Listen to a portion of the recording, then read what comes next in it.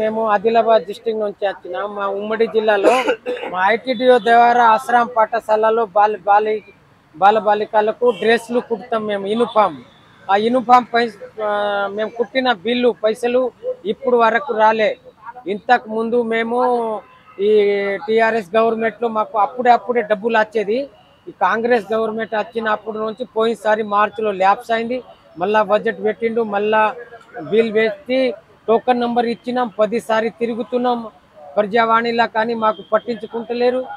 మాకు ఈ డబ్బులు రావాలంటే మేము ఎన్నిసారి తిరగాల సార్? మాకు కూలీ చేసిన పైసలు, మాకు డబ్బులు ఈ government Revanth Reddy sir Congress government మేము ఒక్కటే చెప్పేది, మా గరీబులకు మా కూలీ పైసలు మేము బట్టలు కుట్టినాము, యూనిఫామ్ పిల్లలకు అందిస్తున్నాం. ఆ పైసలు డబ్బులు మాకు రావాలా సార్? మాకు ఈ మార్చి లాస్ట్ పోతున్నాయి, మళ్ళా ల్యాబ్స్ అవుతుంది అంటారు మళ్ళీ ఆఫీసర్లు. మాకు వెంటనే మాకు బాగా ఇబ్బంది అవుతున్నాయి. మా పిల్లలు వీళ్ళు మాకు లేవర్కు పైసలు కావాలా, అందరికి ఇవ్వాలా సార్? వెంటనే మా డబ్బులు రావాలని కోరుకుంటున్నాం సార్. మా పైసలే అడుగుతున్నాం, బిల్లు కూలి పైసలు వాళ్ళు అడుగుతలేరు.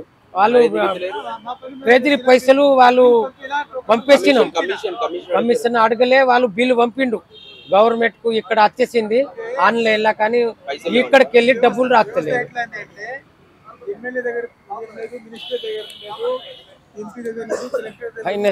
ఎవరి దగ్గర లేదు.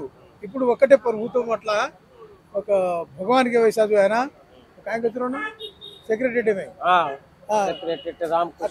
అక్కడ నుంచి పైసలు వెళ్ళాలి.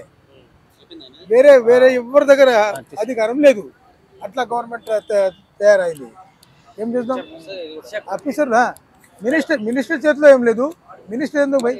ఎమ్మెల్యే ఎందుకు రికమెండ్ చేయాలి కదా, మాకు తీసుకుపోవాలి కదా. అక్కడ కలెక్టర్ దగ్గర ఏం లేదు. పాపం అధికారులు చెప్తున్నారు మేము బిల్ చేసిన ట్రేజీలో పాస్ అయింది, కావాలంటే మాకు టోకన్ నెంబర్ ఇచ్చిండు.